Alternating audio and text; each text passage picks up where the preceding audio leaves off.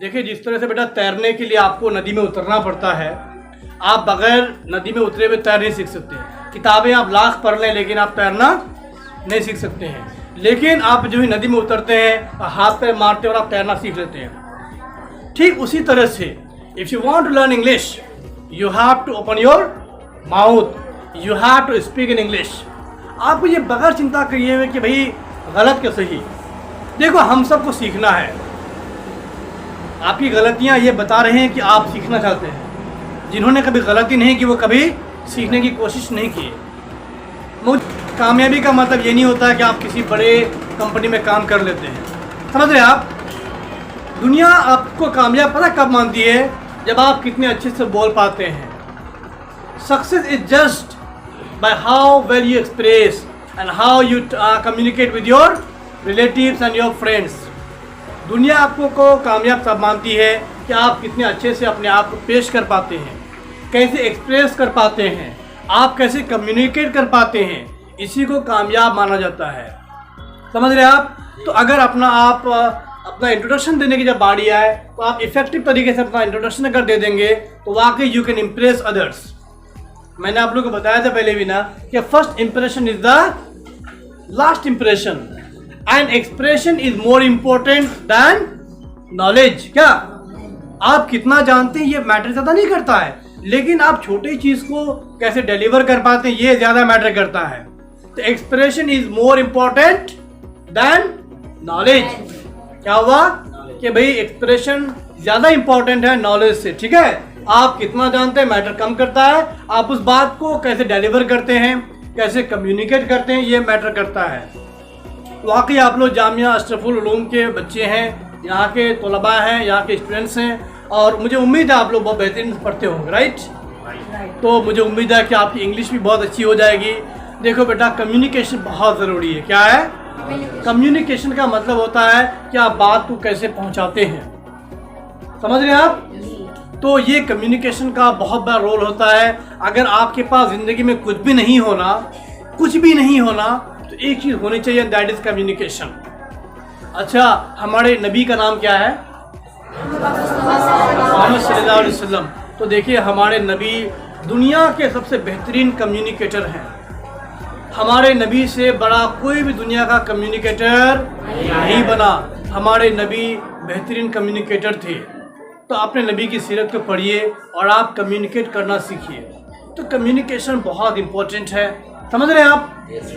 हाँ, तो आप किसी को नाम पूछेंगे तो जैसे ये बोल रहे हैं माय नेम इज़ राधिका, तो सिंपली बोलते हैं व्हाट इज़ योर नेम। जब आप कम्युनिकेशन स्किल को जानेंगे तो बोलेंगे can I have your name, may I have your name. समझ रहे हैं आप? तो उससे क्या होगा, आपको एक इम्प्रेशन पड़ेगा। अच्छा, ये बोल रहे कि आई एम 22, मेरी उम्र कितनी है? 22 साल है।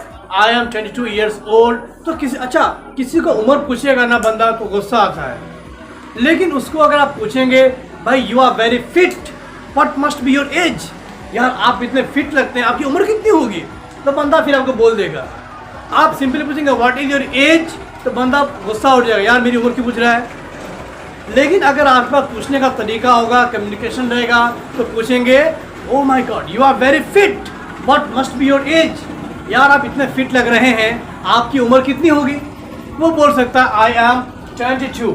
अब ये लड़की राधिका इसको बोलेंगे hey Radhika you are looking pretty beautiful, you are looking gorgeous, what must be your age, आप बहुत सुंदर लग रही है भाई, आपकी उम्र कितनी होगी। बोलेंगे आई एम 22।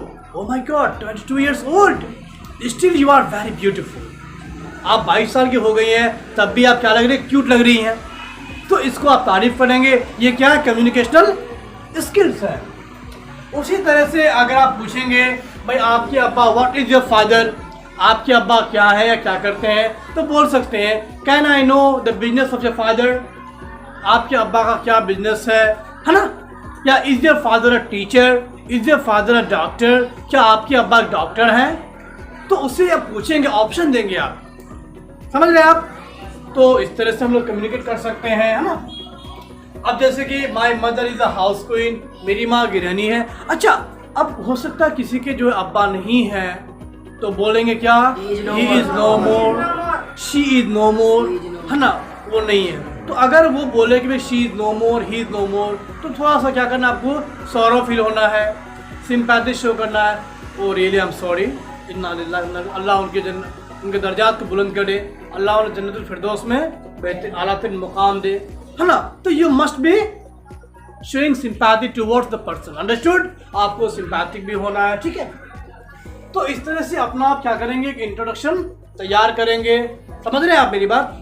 तो इस तरह से आप बोलेंगे तो आप इंग्लिश को आराम से सीख लेंगे, ठीक है। तो ये जो पिक्चर है इसके थ्रू आप समझिए कि राधिका अपने बारे में क्या कुछ कहना चाहती है।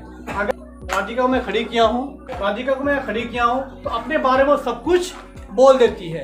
जब आप भी अगर एक स्टेज में आ जाएंगे तो इसका मतलब ये है कि आपके पास वो तमाम चीज़ें होनी चाहिए जो आप डिलीवर करना चाहते हैं, समझ रहे हैं आप। तो अपने बारे में बोलना है, एजुकेशनल बैकग्राउंड बोलना है, family background you can say, है ना। आपकी उम्र कितनी है वो बोल सकते हैं। What are your likes and your dislikes, आप क्या पसंद करते हैं, क्या पसंद नहीं करते हैं, ये तमाम चीज़ें आप बता सकते हैं। मतलब अब अगर आप खड़े हो गए तो एक आईना बन गए आप, और तमाम चीज़ें खुद ब खुद झलकनी चाहिए, अंडरस्टूड।